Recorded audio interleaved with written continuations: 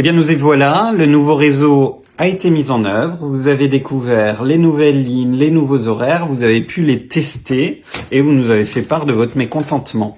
Avec l'association, effectivement, nous avions loué un autobus pour tester le week-end dernier ces lignes. Alors, on avait un autobus électrique et on a testé une ligne spécifique qui est la ligne qui va du quartier village de Eutrange, qui est un quartier thionvillois, au centre-ville de Thionville pour voir quel est le quotidien, le nouveau quotidien, par exemple, d'un collégien qui habiterait Eutrange et qui se rendrait dans son établissement thionvillois. Eh bien, le quotidien, le voilà. 62% des trajets directs ont été supprimés et chaque trajet, en moyenne, est allongé de 50%. La suppression, on connaît, c'est comme la suppression de la Transfench, cette fameuse entreprise publique dont je vais vous parler, société publique locale, qui est donc dissoute au profit, comme je vous l'annonçais, de la société Keolis, qui est une société privée. Contrairement à ce qu'affirme le SMITU, c'est qu'il a bien été voté lors du dernier comité syndical, il a bien été acté la dissolution de la SPL Transfench. Dans ce même comité syndical, on a voté la délégation de service public au profit de la société Keolis, comme je vous l'annonçais. Ça, c'était le haut de l'iceberg. Le bas de l'iceberg, je vais vous l'expliquer aujourd'hui, c'est en fait beaucoup plus grave que ce que je pensais, c'est-à-dire qu'aujourd'hui, je vais vous expliquer comment, en moins d'une heure, le SMITU a perdu 10 millions d'euros pour les 5 ans à venir. Le SMITU a donc choisi de faire une délégation de service public. Et moi, je vous avais annoncé que cette DSP serait faite au profit de la société, de la multinationale Keolis. Je n'ai pas de boule de cristal, je ne suis pas Madame Irma, et pourtant, c'était très facile de savoir qui allait gagner ce marché. Lorsqu'on fait un marché public, c'est les règles de droit public, on fait ce qu'on appelle un règlement de consultation. Ça, c'est les règles du jeu. Et ensuite, les candidats, sur la base de ce qui est écrit dans ce petit document, décident de candidater ou pas. On a eu seulement 4 qui ont répondu. Ce sont des très grosses sociétés qui ont répondu.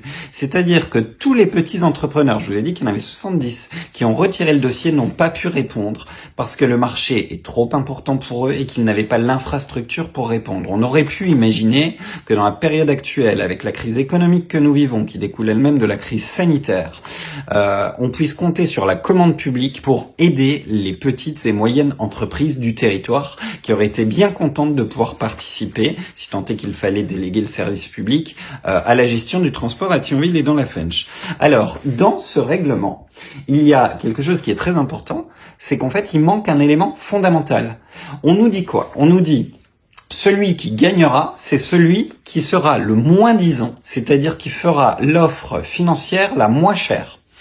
Et on nous dit, il y a d'autres critères qui sont des critères techniques, c'est-à-dire qu'on veut voir quelle est la pertinence technique de l'offre, mais ces critères ne sont que subsidiaires. Le critère principal, c'est le critère financier.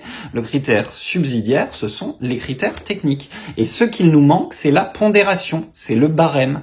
C'est-à-dire qu'on ne dit pas dans le document comment on va noter les candidats et donc comment on les retiendra. Et là est toute l'astuce, parce que ça permet de privilégier le candidat qu'on a envie de privilégier en disant lui est meilleur sur tel point, et puis en fait on avait oublié de vous le dire au départ, mais c'est tel point qui est très important pour vous. C'est exactement ce qu'il s'est passé avec la société Keolis. Le SMITU a envoyé aux élus pour qu'ils puissent choisir ce que l'on appelle une note de synthèse. C'est un document assez conséquent qui reprend l'ensemble des offres des candidats. Dans les conclusions, on dit bien que Keolis n'est pas le moins cher. Le moins cher était Transdev. Et pourtant, on invite les élus à choisir Keolis quand même. Vous vous souvenez que normalement, c'était le critère financier, le critère principal. Si je vous lis exactement ce qu'il a été indiqué aux élus, au paragraphe « Conclusion de l'analyse des offres et propositions de choix de l'attributaire ». L'écart entre les deux propositions, celle de Keolis et de Transdev, est significatif sans être particulièrement conséquent. Retenez ça, sans être particulièrement conséquent. Sur le volet financier, puisqu'il se chiffre à 4,7%. En réalité, c'est pas 4,7, c'est 4,75. Mais voilà, le SMITU considère que 4,75% plus cher, ce n'est pas un écart conséquent. Et ensuite, on parle de l'offre technique et les conclusions sont les suivantes. L'écart apparaît ainsi important sur ce volet, le volet technique, en faveur de la société Keolis. Cet écart aboutit à une différence substantielle entre entre les deux candidats. Ils nous disent donc qu'il y a une différence substantielle. Et pour cela, en fait, ils ont donné aux élus un petit tableau avec des couleurs, et ils ont fait un code couleur pour essayer de montrer en quoi Transdev était beaucoup moins pertinent que Keolis. Bon, moi j'ai rien compris à leur code couleur, et moi j'aime bien parler chiffres lorsque l'on parle argent. Eh bien, si je parle chiffres, je ne lis pas du tout la même chose. Alors j'ai fait mon propre tableau. Dans mon tableau, il n'y a pas de code couleur. J'ai mis des chiffres, des nombres et des notes sur 20, comme à l'école, pour qu'on s'y retrouve un petit peu. En premier lieu, ce tableau montre que le SMITU a décidé de perdre chaque année du contrat 727 022 €. Sachant que le contrat va durer 4,66 ans, en tout et pour tout, le SMITU a choisi de perdre 3,4 millions d'euros. Les notes attribuées à Keolis auraient pu être de 16,6 sur 20. Ce qui est une très bonne note. Mais Transdev avait 20 sur 20.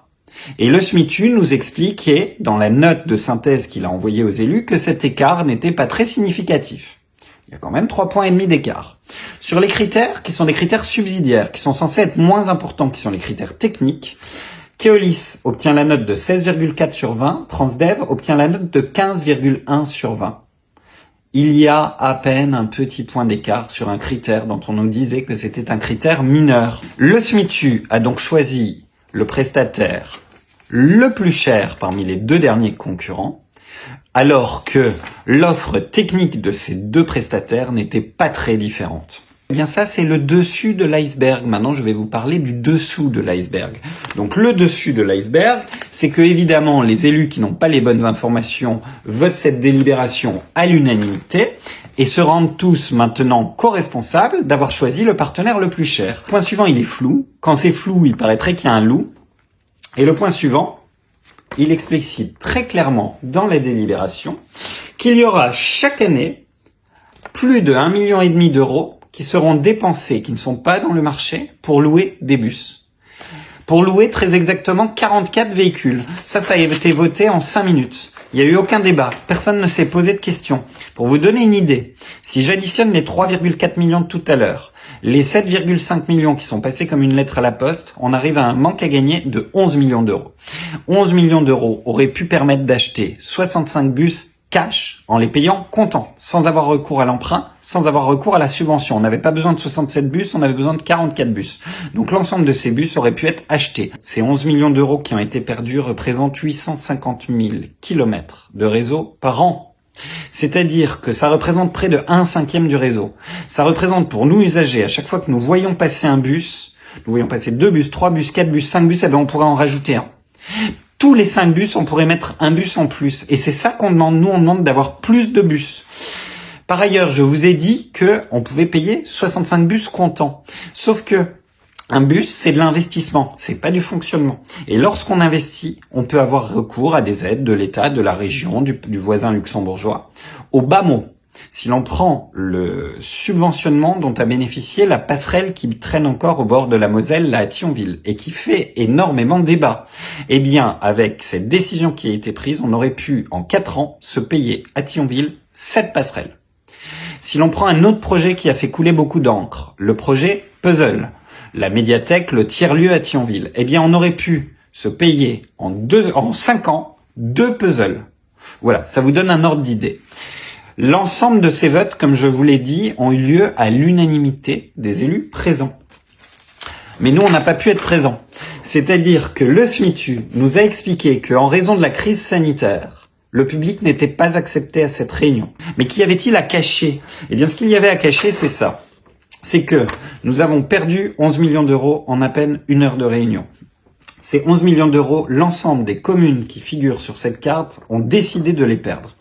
La couleur qui figure le plus sur cette carte, c'est le bleu. Quand le bleu décide, quand Pierre Cuny décide, les autres finalement se voient imposer ce choix. Ce qu'il faut comprendre, c'est que Porte de France est quasiment majoritaire au SMITU et que la ville de Thionville, vous le voyez sur la carte, elle est beaucoup plus grosse que les autres, est majoritaire à Porte de France. C'est bien pour ça que Porte de France est dirigée par le maire de Thionville et c'est bien pour ça que le SMITU est dirigé par un adjoint au maire de Thionville. Et bien voilà, il y a ici trop d'argent. Donc ils ont décidé de perdre 11 millions d'euros.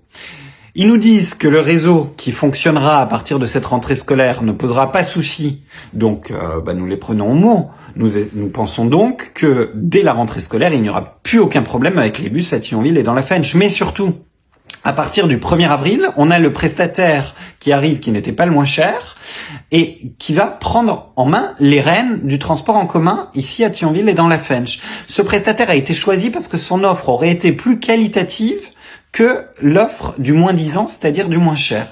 Eh bien, prenons date, et ce n'est pas un poisson d'avril. Dès le 1er avril, nous pensons donc que nous allons avoir un réseau fantastique, et nous le vérifierons.